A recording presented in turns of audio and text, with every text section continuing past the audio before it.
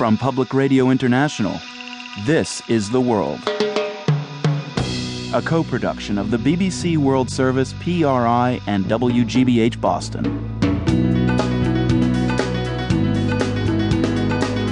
It's Wednesday, May 12th. I'm Marco Werman.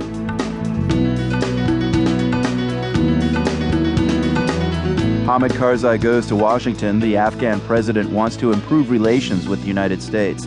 There's been plenty of tension in that relationship. Some in the U.S. think Karzai is an unreliable ally, and some in Afghanistan think he's worse than that. He's corrupt, that he's a thief, that he doesn't care about Afghanistan or about anybody other than his own family and his own pockets. Also, London's new power couple and Jerusalem's unofficial anthem.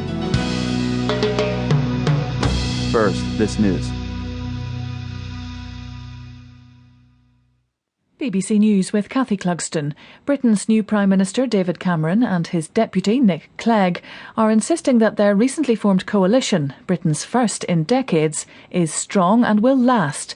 At a good-humoured news conference, punctuated by jokes, the former rivals said their parties were united and would serve a full 5-year term. Mr Cameron said the joint government represented a new politics. This is the first coalition government in Britain for 65 years. It will be an administration united behind 3 key principles: freedom, fairness, and responsibility. And it will be an administration united behind one key purpose, and that is to give our country the strong and stable and determined leadership that we need for the long term. The main ministerial portfolios have gone to Mr Cameron's Conservatives, but Mr Clegg's Liberal Democrat Party has got 5 cabinet posts. The new government has pledged to start tackling Britain's huge budget deficit immediately by making $9 billion of public sector savings this year.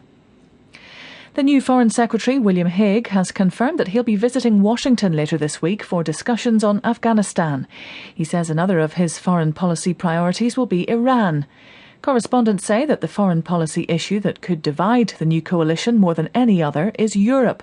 But they've now set out a common approach, as our Europe editor Gavin Hewitt reports. The Conservatives have deep ingrained doubts about the European project. The Liberal Democrats are enthusiasts. But today David Cameron said that he and Nick Clegg had accepted the differences. We haven't hidden them, but confronted them, he said, and agreement had been reached. The new Foreign Secretary, William Hague, said neither party was in favour of handing any more powers to the European Union. Legislation would be introduced guaranteeing a referendum if any government proposed ceding more sovereignty to the EU. The two parties have also agreed not to join or prepare to join the euro in this Parliament. President Obama said American-led forces in Afghanistan have begun to reverse the momentum of the Taliban insurgency. At a news conference in Washington with the Afghan president, Hamid Karzai, Mr Obama also spoke of reported difficulties in their relationship, as Kim Khattas reports. President Barack Obama said tensions between him and his Afghan counterpart had been overstated. Both leaders said disagreements were a sign of how strong the relationship was. They acknowledged having frank discussions, but also made sure to praise each other in public.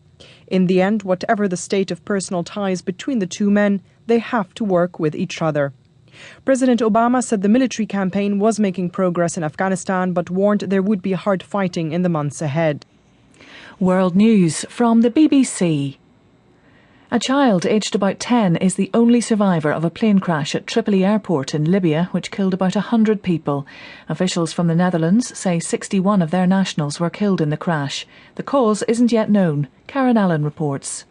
The Africair Airways flight, which had left Johannesburg on Tuesday night, crashed as it came into land in the Libyan capital. The sole survivor was a Dutch child aged 10 who is now being treated in hospital in Tripoli. Doctors say the child's injuries are not life-threatening and the youngster was expected to undergo surgery.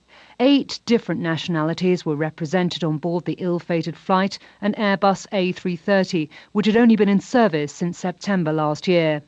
As crash investigators pick their way through the debris of the plane, the authorities in Libya have ruled out a terrorist attack.